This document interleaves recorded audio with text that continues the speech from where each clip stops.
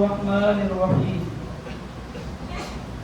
قال فبعزتك لأغوينهم أجمعين إلا عبادك منهم المخلصين صدق الله مولانا العظيم وبلغنا رسوله النبي الأمين المكين المبين الكريم ونحن على ذلك لمن الشاهدين والشاكرين والحمد لله رب العالمين.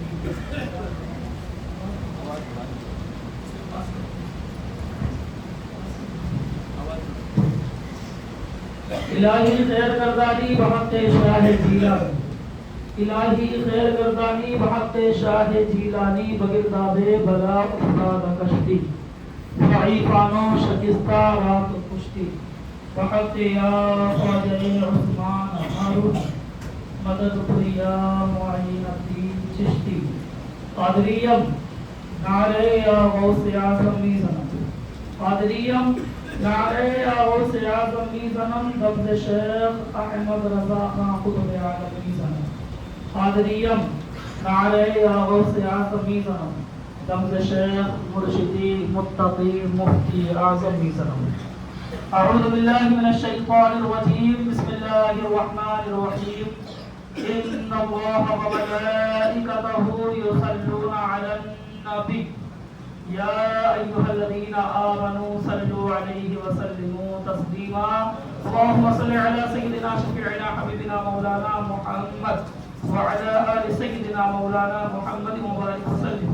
صلوا علیہ صلاۃ و سلام علیک یا رسول اللہ یا حبیب اللہ صلی اللہ تعالی علیہ وسلم. حضرات گرامی قدر، ماہ رمضان المبارک کا یہ آخری جمعہ آپ تمام حضرات کے لیے، میرے لیے، پوری امت مسلمہ کے لیے بھلائی، نیکی اور آخرت کی بہتری کا ذریعہ بن جائے. جہاں ایک طرف ماہ صیام، ماہ رمضان، ماہ رحمت، ماہ مغفرت اور جہنم سے آزادی والے مہینے کی رخصتی کا غم ہے، وہیں دوسری جانب اس بات کی خوشی ہے کہ اب عن قریب عید الفطر آنے والی ہے. ہر مومن کا دل مسرور ہے، ہر ایمان والا خوش ہے کہ اب عید آئے گی. اور کیوں نہ ہو کہ اگر کوئی شخص کسی علاقے کے ذمہ دار کا، کسی عالم دین کا، کسی پیر طریقت کا یا علاقے کے منتری کا مہمان بن جائے تو پھر اس کی خوشی کی انتہا نہیں ہے. اور پھر اگر کوئی شخص کسی علاقے کے ایم ایل اے یا ایم پی کا مہمان بن جائے تو پھر وہ جب وہاں سے مہمان بن کر نکلتا ہے تو پھر اس کی گردن اونچی اور کولر سیدھا ہو جاتا ہے اور وہ دنیا سے کہتا ہے بھئی کوئی کام ہو تو بتا دینا، کوئی کام ہو تو بتا دینا. لوگ پوچھے بھئی کیوں؟ کہا ہمارا اب منتری جی کے ساتھ اٹھنا بیٹھنا ہو گیا، اب اچھے تعلقات ہو گئے منتری جی کے ساتھ. کہ اچھا کیسے؟ کہ انہوں نے مجھے مہمان بنا کر بلایا تھا، خود میزبان بنے، مجھے مہمان بنا کر بلایا. اب ذرا سوچیں کہ اگر کوئی شخص اس سے اوپر چلا جائے اور وہ دیش کے وزیر اعظم کا مہمان بن جائے یا پھر وہ کسی بڑے گورنر کا مہمان بن جائے تو پھر وہ تو اپنے آپ میں پورا نہیں سمائے گا. وہ کہے گا اب تو دنیا میرے قدموں میں چلی آئی ہے، کیونکہ اب تو جو ہے دیش کا پردھان منتری بھی مجھے مہمان بنا کر اپنے گھر بلا رہا ہے. تو جب وہ اتنا خوش ہو تو ذرا سوچو اس مومن کی شان کیا ہوگی اور اس کی خوشی کا عالم کیا ہوگا اور اس کی مسروریت کا عالم کیا ہوگا کہ جو کسی دنیا دار کا مہمان نہیں بلکہ پروردگار کا مہمان بنا. سبحان اللہ. عید کا دن اللہ کی میزبانی کا دن ہے. اس دن اللہ پاک خود میزبان ہوتا ہے اور پوری امت محمد مہمان ہوتی ہے. کتنا بڑا احسان ہے رسول اللہ. اللہ پاک نے ساری مخلوق میں سب سے افضل بنی آدم کو بنایا اور فرمایا وَلَقَدْ كَرَّمْنَا بَنِي آدم. ہم نے آدم کے بیٹوں کو عزت عطا فرمائی، سب سے معزز بنا دیا. پھر ان بیٹوں میں بھی انبیاء کو سب سے زیادہ فضیلت عطا فرمائی. پھر ان پر ایمان لانے والوں کو درجہ بدرجہ اعزاز عطا فرمایا. اور پھر وہ آئے جن کے آنے کا سب کو انتظار تھا. وہ آئے جنہیں ان سے پہلے والے احمد کہہ کر گئے تھے، وہ آئے کہ جن کی پیشن گوئی پچھلی کتابوں میں آئی تھی، وہ آئے جن کی خوشخبری کا وعدہ اللہ پاک نے خود لیا تھا، وہ جنہیں ہم محمد رسول اللہ کہتے ہیں۔ پھر وہ آئے اور پھر پاران کی چوٹی پر کھڑے ہو کر انہوں نے اللہ کے توحید کا اور اسلام کا جھنڈا بلند کیا اور کہا جو جو میرے قدموں میں آئے گا، جو جو مجھ سے لپٹ جائے گا، اللہ اسے اعزاز اور عزتوں سے نواز دے گا۔ اور دنیا نے دیکھا کہ جو جو ان کے قدموں میں گیا، ابو بکر گیا تو صدیق اکبر، عمر گئے تو فاروق اعظم بن کر چلے آئے، عثمان گئے تو سخاوت کے تاجدار بن گئے، علی گئے تو مولا کائنات شیر خدا حیدر کرار بن گئے، کوئی گیا تو جنت کا پھول بن گیا، کوئی گئی تو خاتون جنت بن گئی، سب کو اعزاز ملے۔ اسی لیے کسی نے کہا کہ کوئی منصور کوئی بن کے غزالی آئے، کوئی منصور کوئی بن کے غزالی آئے، ان کے دربار میں جو آ جائے تو پھر خالی نہ آئے۔ یہ میرے آقا کریم علیہ السلام و تسلیم کی شان اقدس، تو پھر ان کی امت کو اعزاز بھی الگ ملنا تھا۔ تمام امتوں کی اپنی فضیلت تھی، اپنی فضیلت۔ کسی کو اللہ نے کیا فضیلت عطا فرمائی، کسی کے لیے جنتی کھانا اتارا گیا تو کسی کے لیے دریا میں راستے بنا دیے گئے، کسی کے لیے پہاڑ میں گھر بنانے کی طاقت عطا فرمائی، کسی کو کیا قوت عطا فرمائی، لیکن یہ کوئی عام امت نہیں تھی، یہ اس کے محبوب کی امت تھی، اس کے محبوب کی امت، لہذا ان کو وہ اعزاز بخشا جو دنیا میں کسی امت کو نہیں بخشا۔ ساری دنیا اپنے طاقت و قوت کے بل پر، اپنی امت، ہر امت اپنی طاقت کے بل پر اعزاز پا رہی تھی، لیکن اس امت کو عزت سے اللہ پاک نے کیوں نوازا کہ انہیں اپنا مہمان بنا لیا اور فرمایا میں تمہیں ایک دن ایسا عطا فرماؤں گا، ایسا عطا فرماؤں گا کہ اس دن ساری دنیا تمہاری طرف دیکھ رہی ہوں گی اور کہہ رہی ہوگی کاش ہم بھی اس نبی کے امتی ہوتے تو آج ہم بھی اللہ کے مہمان ہوتے۔ اللہ پاک وعید ہمیں جلد از جلد عطا فرمائے اور اس طرح یہ رمضان ہمیں عطا فرمایا، آئندہ زندگی میں بھی ہمیں رمضان کی فضیلتیں اور برکتیں عطا فرماتا رہے۔ سوال یہ ہے کہ یہ ماہ صیام فرض ہوا کیوں، یہ روزے رکھے کیوں، اس روزے کی فضیلت کے پیچھے مقصد کیا ہے، کیوں اللہ پاک نے ہمیں فرمایا کہ طلوع فجر سے لے کر غروب آفتاب تک نہ تمہیں کھانا ہے نہ پینا ہے نہ اپنے نفسانی خواہشات کو پورا کرنا ہے، کوئی خوراک بچاؤ آندولن تو چلانا نہیں تھا، یا ہمارے پاس کھانے کی کمی تو تھی نہیں کہ صاحب کھانے کی کمی آ گئی اس لیے سب روزہ رکھ لو بھوکے رہو، نہ ہی ہمارے یہاں پانی کی قلت آ رہی تھی کہ صاحب جو ہے پانی کی قلت ہو گئی ہے لہٰذا جو ہے سب پیاسے رہو، دن بھر پیاسے رہو تاکہ پانی بچے گا، تو پھر کیوں روزہ رکھوایا، کیوں روزہ رکھوایا؟ اللہ پاک نے فرمایا یا ایھا الذین آمنوا کتب علیکم الصیام، ایمان والو تم پر روزہ فرض کر دیا، اور صرف تم پر نہیں کما کتب علی الذین من قبلکم، تم سے پہلے کی امتوں پر بھی کیا گیا۔ مولا روزے سے تیرا کیا فائدہ، میں بھوکا رہوں میں پیاسا رہوں سے تیرا کیا فائدہ، تو بے نیاز ہے، فائدہ اور نقصان سے پاک ہے، تجھے میرے روزوں کی کوئی ضرورت نہیں، نہ ہی تیرے خزانوں میں کمی آنے والی ہے کہ صاحب میں بھوکا رہوں گا تو تیرے خزانے بن جائیں گے، تو اللہ الصمد ہے، تو اللہ الحی القیوم ہے، تیرے یہاں تو کوئی کمی نہیں، پھر میرے روزے سے تجھے کیا فائدہ، کیا فائدہ تجھے، میں پیاسا رہوں اس سے تجھے کیا فائدہ؟ تو فرمائے مجھے نہیں تجھے فائدہ، مجھے نہیں تجھے فائدہ ہے، کیا فائدہ بولا؟ فرمایا لعلکم تتقون، تو روزہ رکھے گا تو متقی بن جائے گا، تو روزہ رکھے گا تو تیرے دل میں میری محبت اس طرح رچ بن جائے گی کہ تو اگر چلے گا تو یہ سوچے گا کہ میرے چلنے سے میرا رب ناراض نہ ہو جائے، سبحان اللہ، تو سوچے گا میرے بولنے سے رب ناراض نہ ہو جائے، تو کوئی عمل کرے گا تو 10 بار سوچے گا کہ کہیں میرے عمل سے میرا رب تو ناراض نہیں ہو جائے گا۔ یہ فطرت، یہ قوت، یہ طاقت، یہ محبت تیرے دل میں پیدا کرنا مقصود ہے۔ اچھا دوسرے مقام پر فرمایا اقیموا الصلاۃ، کئی بار فرمایا اقیموا الصلاۃ، پھر فرمایا حافظوا علی الصلوات والصلاۃ الوسطیٰ، نماز پر مواظبت برتو، نماز کی پابندی کرو، اور خاص طور پر بیچ والی نماز۔ مولا میں سجدہ کروں اس سے تیرا کیا فائدہ، اگر میں اپنا سجدے میں سر جھکاؤں گا تو کیا تیری معبودیت بلند ہو جائے گی، تو تب بھی معبود رہے گا، تو میرے سجدے کرنے کا محتاج نہیں، میرے سجدہ کرنے سے پہلے بھی تو اللہ، میرا سجدہ کرنے کے بعد بھی تو اللہ، اور اب میں قیام کروں تو کیا اس سے تو تیری خالقیت پر کوئی اثر پڑے گا، تو میں سے قیام نہ کروں تب بھی خالق، میں قیام کروں تب بھی خالق، میرے قیام نہ کرنے نہ کرنے سے تیری خالقیت پر کوئی اثر نہیں پڑے گا۔ بولا یہ بار بار مجھے حکم کیوں دیا جا رہا ہے، میں رکوع سجدے کیوں کروں، اس سے تیرا کیا فائدہ ہوگا؟ رب فرمایا میرا فائدہ نہیں تیرا فائدہ۔ بولا کیا فائدہ؟ فرمایا ان الصلاۃ تنہی عن الفحشاء والمنکر، بے شک نماز بے حیائی اور بری باتوں سے روکتی ہے۔ اگر تو نماز پڑھے گا تو تو بے حیائی سے بچ جائے گا، بری باتوں سے رک جائے گا۔ یہ تو اللہ پاک نے قرآن مجید میں ہمیں جواب دے دیا کہ ہاں روزہ رکھوں گا تو یہ فائدہ، نماز پڑھوں گا تو یہ فائدہ۔ لیکن سوال یہ ہے، اب اپنے آپ سے سوال کیجیے، اپنے گریبان میں جھانک کر دیکھیے، ہم نے روزے رکھے آج الحمدللہ 25 روزہ، 25 روزہ، تقریباً ہم نہیں کر کے 85% روزے رکھ چکے، 85% روزے ہم رکھ چکے تقریباً۔ سوال یہ ہے کہ لعلکم تتقون مقصد تھا، روزے رکھو تاکہ متقی بن جاؤ۔ اب جھانکو اپنے گریبان میں، پوچھو اپنے آپ سے کیا ہم متقی بن گئے؟ کیا ہمارے اندر تقویٰ آ گیا؟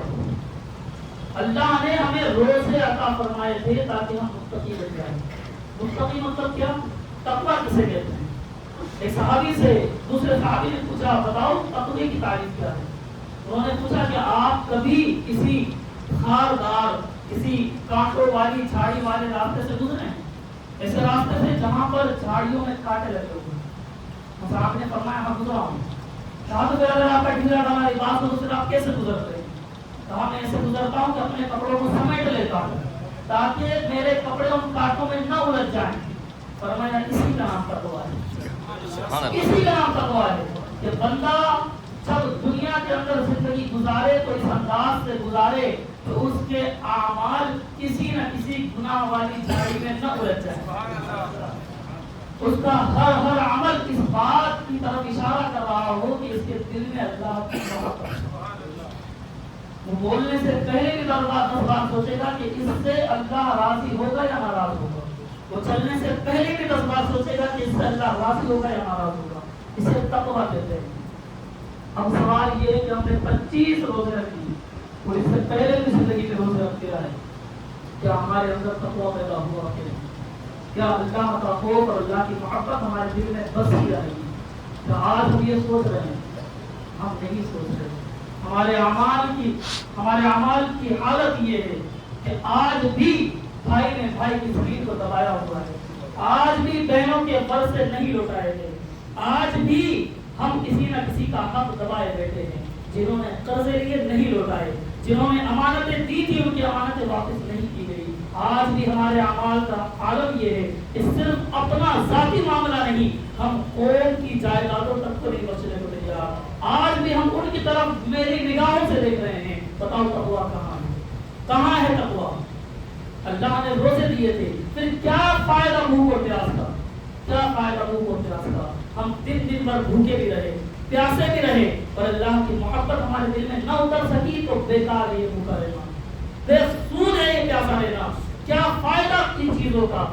ارے اس لیے بھوکا رہنے کے لیے نہیں کہا گیا تھا کہ چلو رزق کی فراوانی ہو جائے گی، اس لیے پیاسا رہنے کے لیے نہیں کہا گیا تھا کہ چلو پانی بچ جائے گا، اور وہاں تو یہ معاملہ بھی نہیں کہ صاحب تم اپنی نفسانی ضرورتوں کو پورا نہ کرو تاکہ بچے کم پیدا ہو۔ اللہ پاک کا حکم اس لیے نہیں، شاید کسی ملک کی گورنمنٹ کا یہ حکم ہو سکتا ہے تاکہ بچے کم پیدا ہوں گے، لیکن اللہ کے یہاں تو اس کی بھی کمی نہیں۔ اللہ فرماتا ہے کہ تم اپنے کثرت اولاد سے نہ گھبراؤ، اس کی وجہ سے اپنے بچوں کو قتل نہ کرو، کیونکہ رزق دینے والا میں ہوں، رزق دینے والا اللہ ہے۔ کوئی دنیا کا حکمراں ہمیں رزق نہیں دیتا، اللہ ہمیں رزق دیتا ہے۔ تو پھر یہ روزے اس لیے تو نہیں تھے، ہم نے اپنے اعمال کے اندر کہاں اصلاح کی؟ رب نے فرمایا یا ایھا الذین آمنوا اجتنبوا کثیرا من الظن ان بعض الظن اثم۔ اے لوگوں زیادہ گمان کرنے سے بچو، زیادہ گمان کرنے سے بچو، لوگوں کے بارے میں اپنے خیالات کے اظہار کم کیا کرو، کیونکہ بعض گمان بھی گناہ ہے۔ کسی کی بیٹی چوراہے پر مجبوری میں کھڑی ہو کر کسی نوجوان سے اگر 4 باتیں پوچھ لے، کسی کا پتہ پوچھ لے، تو ہمارے ذہن کے اندر اس کے لیے غلط باتیں آ جاتی ہیں۔ کس نے حق دیا تمہیں کسی کی بیٹی پر مشتمل کرنے کا؟ کس نے اجازت دی؟ اگر کوئی لڑکی اپنی کسی سہیلی سے فون پر بات کر رہی ہو تو ہمارے دماغ کے اندر گندے خیالات آنے شروع ہو جاتے ہیں۔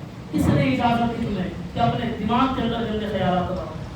اگر کوئی بھائی کسی وجہ سے نماز میں تاخیر سے چلا آئے تو اس کے پیچھے دنیا بھر کے ذہن میں گمان آنے شروع ہو جاتے ہیں۔ اگر کوئی بھائی کوئی کام ایسا کر رہا ہو جو شاید ہمارے لائق نہیں لیکن وہ مجبوری میں کر رہا ہو تو پھر ہم اس کے بارے میں برا گمان کرنا شروع کر دیتے ہیں۔ ہمارے حالات یہ ہیں، رب نے تو فرمایا کہ گمان نہ کرو، ہم تو گمان پر گمان کیے جا رہے ہیں بلکہ اپنی طرف سے بنائے جا رہے ہیں۔ فرمایا وَلَا يَغْتَبْ بَعْضُكُمْ بَعْضًا، اور کوئی تم میں سے ایک دوسرے کی غیبت نہ کرے۔ بتاؤ کتنے لوگ ہیں جو غیبت نہیں کرتے؟ آج اس زمانے کے اندر جن میں روزہ رکھ کر ہم غیبتوں میں مصروف ہیں، چاہو بیٹھ جاؤ چوراہوں پر، ہوٹل پر بیٹھ جاؤ، چاہے چسکیاں لے کر لوگ غیبت کرتے نظر آئیں گے، تمہیں چوراہوں پر لوگ غیبت کرتے نظر آئیں گے، اور اب تو اللہ کے گھر بھی محفوظ نہ رہے، لوگ یہاں پر بھی بیٹھ کر اللہ کے گھر میں بیٹھ کر بھی غیبت کرتے نظر آئیں گے۔ یہ ہمارے حالات ہیں۔ رب نے ہمیں روکا غیبت کرنے سے، اور فرمایا ولا تجسس، اور جاسوسی نہ کرو، جاسوسی نہ کرو، کسی کی عیب جوئی نہ کرو۔ اگر تمہیں کہیں سے خبر مل جائے کہ یہ فلاں شخص فلاں کام کرتا ہے تو تمہیں کس نے حق دیا کہ اس کے پیچھے جاسوس بن کر بیٹھ جاؤ؟ کون سے ایجنسی چلا رہے ہو؟ اس کا فائدہ کیا ملے گا؟ کیا فائدہ ملے گا؟ کوئی فائدہ نہیں ملے گا۔ لیکن ہم عیب جوئی کے پیچھے لگ گئے، تلاش کر رہے ہیں۔ عیب جوئی تک تو گناہ بتایا گیا، لیکن ہم تو عیب جوئی سے بڑھ کر عیب بنانے میں لگ گئے، عیب گڑنے میں لگ گئے، اپنی طرف سے عیب بنا لیے۔ عیب جوئی تک کے لیے اجازت نہ دی تھی، تم نے تو عیب بنانا شروع کر دیا۔ بتاؤ تمہارے روزوں کا کیا ہوگا؟ کیا فائدہ ہے روزوں سے؟ رب نے فرمایا ان الصلاۃ تنہی عن الفحشاء والمنکر، لوگوں نماز پڑھو کیونکہ نماز بے حیائی بری باتوں سے روکتی ہے۔ کس کو روک رہی ہے نماز؟ بتاؤ۔ کہ مسلمان بے حیائی نہیں کرتا، وہ جو چہروں پر داڑھی رکھ کر مسجد میں نمازیں پڑھ رہے ہیں وہ بے حیائی کرتے ہیں۔ اللہ اکبر۔ چوراہوں پر بیٹھ کر آنے جانے والی ماں بہنوں پر گندی نظر ڈالتے نظر آئے گی، وہ مسجدوں کے اندر نمازیں پڑھ کر بھی لوگوں کا حق کھاتے نظر آئیں گی، وہ مسجدوں میں نمازیں پڑھنے کے باوجود بھی اللہ اور اس کے رسول کا حق ادا کرتے نظر نہیں آئیں گے، وہ مسجد میں نمازیں پڑھ کر بھی لوگوں کے خلاف بکواس کرتے اور غیبتیں کرتے نظر آئیں گے۔ تو بتاؤ کہاں روکا بے حیائی بری بات؟ تو اللہ کا کلام تو نہیں بدلتا۔ رب نے فرمایا لا تبدیل لکلمات اللہ، اللہ کے کلام میں تو بدلاؤ نہیں۔ مولا تو نے تو کہا کہ روزہ رکھو تاکہ متقی بن جاؤ، نماز پڑھو تاکہ تمہیں بے حیائی بری باتوں سے روکے، لیکن حالات تو ہم دیکھ رہے ہیں، روزہ رکھنے کے باوجود بھی متقی کوئی نہیں بنا، نماز پڑھنے کے باوجود بھی بری باتوں سے کوئی نہیں رکا۔ تو بولا یہ معاملہ کیا؟ تو کیا اللہ کا حکم بدل گیا؟ کیا نماز کی خصوصیت اور روزے کی خصوصیت ختم ہو گئی؟ نہیں، معاذ اللہ نہیں۔ اللہ نے جو حکم فرمایا وہ تو بالکل سچا ہے، میرا رب سچا، اس کا کلام سچا، اس کا حکم سچا۔ اس نے کہا کہ متقی بنو گے، ہاں بنے ہیں، اس نے کہا کہ نماز پڑھو بے حیائی سے رکو گے، ہاں رکے ہیں، لیکن سب نہیں رک سکتے، سب نہیں رک سکتے۔ یہ ان کے لیے ہے جن کے اندر خلوص ہے، کیونکہ جب شیطان کو جنت سے بھگایا جا رہا تھا اور اس نے رب سے کہا کہ مولا مجھے اجازت دے، مجھے مہلت دے قیامت تک کی کہ میں تیرے بندوں کو کہتا ہوں، تو رب نے فرمایا ہاں میری طرف سے تجھے اجازت ہے، پورا اختیار کر لے تیری کوشش۔ تو اس نے اس دن کہا تھا قال فبعزتك لأغوينهم أجمعين، تمام بندوں کو الا عبادك منهم المخلصين، لیکن صرف وہ بچیں گے جن کے اندر خلوص ہو۔ سبحان اللہ۔ خود شیطان کہہ رہا ہے کہ میں سب کو گمراہ کر دوں گا لیکن صرف وہ بچیں گے جن کے اندر خلوص ہو، صرف وہ بچیں گے۔ تو بچے تو ہیں لیکن وہ جن کے اندر خلوص ہے۔ یہ خلوص کی لڑائی ہے ساری۔ آج لوگوں نے صرف خلوص کی لڑائی بنا دی، عربی میں خلوص پیسوں کو کہتے ہیں، لڑائی خلوص کی تھی، اسے خلوص کی لڑائی بنا دی۔ بات تو خلوص کی چل رہی تھی لیکن بات خلوص کی ہونے لگی، مسجد مدرسوں کو لے کر، جائیدادوں کو لے کر، بھائیوں کو لے کر، رشتہ داروں کو لے کر، جہاں دیکھو وہاں بات پیسے کی۔ خلوص تو لڑائی تھی، خلوص نہیں رہا۔ اور پھر لوگ سمجھتے ہیں کہ صاحب ہم تو روزے رکھ رہے ہیں، ہاں آپ کے روزے تو ہیں، قیامت کے دن میرے آقا کریم علیہ الصلوۃ والتسلیم نے فرمایا قیامت کے دن اللہ کی بارگاہ میں عالم دین کو پیش کیا جائے گا۔ میں تمہاری بات ہی نہیں کر رہا، میں تو اپنی بات کرتا ہوں، عالم دین کو پیش کیا جائے گا۔ اس عالم کے سامنے اللہ پاک اس کی کارکردگی کو رکھے گا۔ اس نے کئی مدرسے بنائے ہوں گے، کئی شاگرد ہوں گے جنہیں دین سکھایا ہوگا، کئی تبلیغی دورے ہوں گے، کئی تقریری دورے ہوں گے، کئی سارے مقامات ہوں گے، بہت نیک عمل ہوں گے، وہ دیکھ کر خوش ہوگا کہ مولا دیکھ کتنا سارا نیک کام کیا، کتنی اچھائیاں ہیں۔ جب فرمائے گا کہ تمہیں مدرسے بنائے تھے تاکہ لوگ تجھے بانی مدرسہ کہیں، تمہیں تبلیغی دورے کہے تھے کیے تھے تاکہ تجھے لوگ مبلغ اسلام کہیں، تم نے تقریریں کی تھی تاکہ لوگ تجھے مقرر کہیں، تو وہ تو تجھے میں نے دنیا میں دے دیا، لوگوں نے تجھے مقرر بھی کہا، مبلغ بھی کہا، بانی ادارہ بھی کہا، یہ بتا تم نے میرے لیے کیا کیا، اللہ اکبر، بتا میرے لیے کیا کیا تھا۔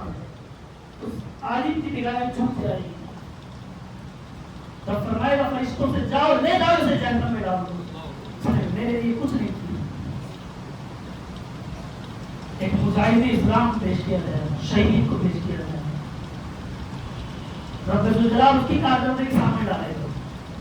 اس نے اپنا گھر بار چھوڑا ہوگا جہاد کی سبیل اللہ کی، اس نے اپنے بیوی بچوں کو چھوڑا ہوگا تاکہ عالم اسلام بلند ہو جائے، اس نے اپنا سب کچھ چھوڑ کر میدان جہاد میں آ کر بیٹھ گیا ہوگا تاکہ اللہ کا دین بلند ہو جائے، وہ یہ سب سوچ کر کے خوش ہو رہا ہوگا۔ رب فرمائے گا یہ تیری کارکردگی ہے، وہ شہید کہے گا مولا دیکھ میں نے سب کچھ کیا، کتنے نیک عمل کیے، اپنے بیوی بچوں کو چھوڑا دی میدان جہاد میں آنے کے لیے، یہاں تک کہ اپنی جان تک قربان کر دی۔ رب فرمائے گا کہ ہاں تو نے کیا تو سب کچھ ہے، لیکن تو نے گھر اس لیے چھوڑا تاکہ تیرے بیوی بچوں کو لوگ عزت کی نظر سے دیکھیں کہ یہ مجاہد کے بیوی بچے ہیں، یہ مجاہد کے بیوی بچے ہیں۔ تو میدان جہاد میں تو آیا لیکن اس لیے تاکہ لوگ تجھے مجاہد کہیں، تو نے اپنی جان تو قربان کی لیکن اس لیے تاکہ لوگ تجھے شہید کہیں، تو لے جا تجھے لوگوں نے دنیا میں بہت شہید کہا، لوگ تیرے مزار پر آ کر فاتحہ پڑھا کرتے تھے، لوگ تیری قبر کی زیارت کیا کرتے تھے، تیرے بیوی بچوں کو عورت سے دیکھا کرتے تھے، تجھے دنیا میں سب کچھ مل گیا، پتا میرے لیے کیا کرتے جا پر اس کو جاؤ اسے بھی جہنم میں ڈالو۔ پھر ایک مالدار شخص کو پیش کیا جائے گا، اس نے دنیا میں بڑی سخاوت کی ہوگی، بڑا پیسہ خرچ کیا ہوگا، بڑے مدرسوں کو چندے دیے ہوں گے، بڑے غریبوں کی امداد کی ہوگی، بڑے لوگوں کے کام آیا ہوگا، جب اس کی کارکردگی پیش کی جائے گی وہ بھی خوش ہوگا، کہے گا مولا دیکھ کتنے نیک کام کیے، تو نے مجھے دولت دی تو میں نے تیرے راہ میں خرچ کیا۔ رب فرمائے گا اچھا میں جانتا ہوں میں علام الغیوب ہوں، میں علام الغیوب ہوں، ستار العیوب ہوں، میں غیب کی باتیں جانتا ہوں، تیری عیب پوشی میں نے دنیا میں کر دی، تو نے 5000 کا نذرانہ چندہ اس لیے دیا تھا تاکہ تجھے ان کی محفل میں چیف گیسٹ بنایا جائے، تو نے نذرانے چندے اس لیے دیے تھے تاکہ ایک عالم تجھ سے تیری عزت کرنے لگ جائے، تو نے مدرسوں کو چندے اس لیے دیے تھے تاکہ تجھے اس مدرسے کا صدر سیکریٹری اور خزانچی بنا دیا جائے، جہاں تجھے دنیا میں سب کچھ مل گیا اب تیرا میرے پاس کوئی حصہ نہیں، پر اس کو اٹھاؤ اسے بھی جہنم میں ڈالو۔ یہ حالات بغیر خلوص کے کام کا انجام یہ ہوگا، روزے بھی ہوں گے، نمازیں بھی ہوں گی، صدقات بھی ہوں گے، لیکن کام کچھ نہیں آئے گا کیونکہ خلوص پاس نہیں۔ لوگوں کہاں گیا خلوص، کہاں گیا خلوص؟ ایک شخص عابد نیک پرہیزگار متقی شخص تھا، بڑا پابندی سے نماز ادا کیا کرتا، نیک کام کیا کرتا۔ اس کو خبر ملی کہ پڑوس میں کسی نے ایک پیڑ اگایا ہے، وہ بڑا درخت ہو گیا ہے اور اب لوگ اس کی پرستش کرنے لگے، لوگ اسے پوجنے لگے، جب اس نے سنا تو توحید کی غیرت جاگی۔ توحید بڑی چیز ہوتی ہے، اس بندے کے دل میں توحید ہو، اللہ کی وحدانیت ہو، وہ بندہ جلدی کسی کی طرف مائل نہیں ہوتا، کیونکہ وہ ہر ایک کو رب کے طریقے سے دیکھتا ہے، وہ جلدی کسی سے محبت نہیں کرتا، وہ یہ دیکھتا ہے کہ اللہ اس سے محبت کرتا ہے یا نہیں کرتا۔ اس کی توحید کی غیرت جاگی، توحید کی غیرت، جب وہ توحید کی غیرت جاگی تو اس نے کہا اس درخت کو کاٹ دوں گا، اٹھایا کلہاڑا اپنے کندھے پہ رکھا اور اسے کاٹنے کے لیے روانہ ہو گیا۔ راستے میں شیطان کھڑا تھا، ابلیس، شیطان سے اس کی ملاقات ہوئی۔ جب شیطان سے ملاقات ہوئی تو اس سے پوچھا ارے عابد صاحب کہاں جا رہے ہیں؟ اس نے کہا کہ لوگوں نے اللہ کے گھر کو چھوڑ کر اس درخت کی پرستش کرنا شروع کر دیا، میں اس درخت کو کاٹنے کے لیے جا رہا ہوں، اس درخت کو کاٹنے کے لیے جا رہا ہوں۔ تو کہنے لگا شیطان کہ میں تو کاٹنے نہیں دوں گا، اگر اسے کاٹنا ہے تو پہلے مجھ سے مقابلہ کرو۔ کہا ٹھیک ہے۔ اس عابد نے اس شیطان سے مقابلہ کیا، اور ایک ہی بار میں اس کو نیچے زمین پر پٹک دیا اور اس کے سینے پر سوار ہو گیا۔ جب شیطان نے دیکھا کہ یہ عابد تو مجھ پر فوقیت لے گیا، تو شیطان کے بڑے طریقے ہوتے ہیں، بڑے ہیلے ہوتے ہیں لوگوں کو گمراہ کرنے کے۔ وہ ہمیشہ برے کام کرنے کی کہہ کر کے گناہ نہیں کرواتا، وہ کبھی اچھے کام کی کہہ کر کے بھی گناہ کروا دیتا۔ اس نے اس عابد سے کہا کہ دیکھیے بات ایسی ہے، آپ نے عبادت گزار آدمی، آپ کو نمازیں پڑھنی ہوتی ہے، روزے رکھنے ہوتے ہیں، عبادتیں کرنی ہوتی۔ اگر آج آپ اس درخت کو کاٹیں گے تو لوگ آپ کے دشمن بن جائیں گے، اور لوگ اگر آپ کے دشمن بن جائیں گے تو کل کو آپ کو عبادت کے اندر خلل پیدا ہونا شروع ہو جائے گا۔ آپ نکلیں گے نماز پڑھنے کے لیے، لوگ آپ کو روک کر تنگ کریں گے تو آپ کی عبادت کا وقت ضائع ہوگا۔ لہٰذا آپ جو ہے اس درخت کو نہ کاٹیں۔ اور ایک چیز اور میں آپ کو بتاتا ہوں کہ اگر آپ اس درخت کو نہ کاٹیں گے تو میں آپ کو ہر نماز کے بعد ایک درہم دے دیا کروں گا۔ آپ نماز پڑھ کے مصلی اٹھائیں گے، آپ کے مصلی کے نیچے سے ایک درہم نکلے گا، تو آپ فارغ البال ہو جائیں گے، آپ کو خرچے کی چنتا ہی نہیں رہے گی۔ جتنی بار نماز پڑھو ایک درہم ملے گا، اس درہم سے آپ اپنے گھر کا خرچہ بھی چلا پائیں گے۔ تو ایک تو آپ کا دشمن کوئی نہیں بنا، دوسرا آپ کے خرچے کا انتظام ہو گیا۔ تو آپ خوب عبادت کرنا اور اللہ کو راضی کرنا۔ آپ اتنے کہاں یار بات تو صحیح، ان کی قبر کا جواب یہ دیں گے، میں کیوں پریشان ہوں؟ یہی تو سوچتے ہیں آج، ان کی قبر کا جواب یہ دیں گے، میں کیوں پریشان ہوں؟ صحابہ نے یہی سوچا کہ ہاں ان کی قبر کا جواب تو ان کو دینا ہے، مجھے تو اللہ کو راضی کرنا ہے، اپنی عبادت کرنی ہے، عبادت کرتا ہوں۔ لہٰذا اس نے اپنا فیصلہ ترک کر دیا اور وہاں سے سیدھا گھر گیا اور اس کے بعد سے نماز پڑھنی شروع کر دی۔ نماز پڑھتا، مصلی اٹھاتا، ایک دن نکل جاتا، بڑی اطمینان سے زندگی چل رہی تھی۔ دھیرے دھیرے اس حرام کھانے کی وجہ سے دل مردہ ہو گیا، وہ خلوص ختم ہو گیا، وہ ذوق عبادت ختم ہو گیا۔ ایک دن مصلی اٹھایا تو وہ درہم نہیں نکلا، تو اس نے غصہ آیا، تو شیطان نے وعدہ کیا تھا، وعدہ خلافی کر دی۔ وہ بھول گیا کہ وہ شیطان ہے، وہ رحمان کی شان ہے کہ وعدہ خلافی نہیں کرتا، یہ تو شیطان ہے، اس کی فطرت ہے وعدہ خلافی کرنا۔ اس نے فوراً غصے میں پھر کلاڑا اٹھایا کہ چلو آج پھر درخت کو کاٹتا ہوں۔ نکلا وہاں سے درخت کو کاٹنے کے لیے، راستے میں شیطان کھڑا کر گیا۔ کہا کہاں جا رہے ہیں؟ کہا درخت کاٹنے۔ کہا کاٹنے تو نہیں دوں گا، کاٹنے سے پہلے مجھ سے مقابلہ کرنا ہوگا۔ عابد کو ایکسپیرینس تھا، تجربہ تھا کہ پچھلی بار میں نے اس کو اٹھا کر پٹک دیا تھا، کیا بڑی بات ہے، مجھے تو پرانا تجربہ ہے۔ اس نے فوراً کلاڑا رکھا اور اس شیطان سے دو ہاتھ کرنے کو تیار ہو گیا۔ جیسے مقابلہ ہوا تو اس بار شیطان نے پکڑ کر کے عابد کو نیچے زمین پر پٹک دیا اور اس کی چھاتی پر بیٹھ گیا۔ جب وہ بیٹھا تو عابد نے کہا یہ کیسے ہوا؟ پچھلی بار تو میں نے تجھے گرا دیا تھا، میں تجھ سے زیادہ طاقتور تھا، اس بار ایسا کیا ہو گیا؟ اس نے کہا پچھلی بار تیرے اندر خلوص کی طاقت تھی، تیرے اندر خلوص کی طاقت تھی، تیرے اندر للہیت کی طاقت تھی۔ پچھلی بار تم نکلا تھا تو اللہ کے لیے نکلا تھا، اپنے ایمان کی وجہ سے نکلا تھا، اس بار تم نکلا ہے تو درہم کے لیے نکلا ہے، اس لیے درہم کی وجہ سے تو نیچے زمین پر آ گیا۔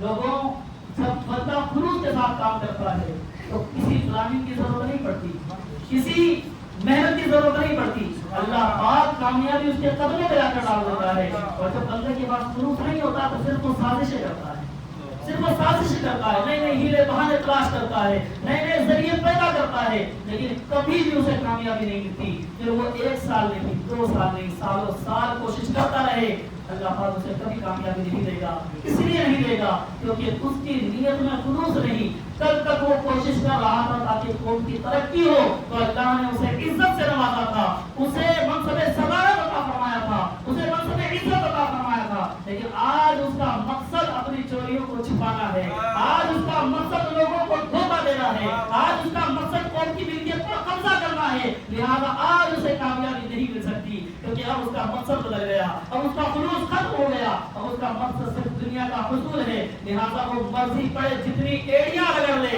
ایڑیاں اسماعیل کی نیت کے ساتھ رگڑی جاتی ہیں تو زمزم سبحان اللہ۔ اللہ پاک ہم سب کو خلوص کی دولت عطا فرمائے، ہم سب کو للہیت کی دولت عطا فرمائے، آمین بجاہ نبی کریم، استغفر اللہ العظیم، وآخر دعوانا الحمدللہ رب العالمین۔ السلام علیکم ورحمۃ اللہ تعالی وبرکاتہ۔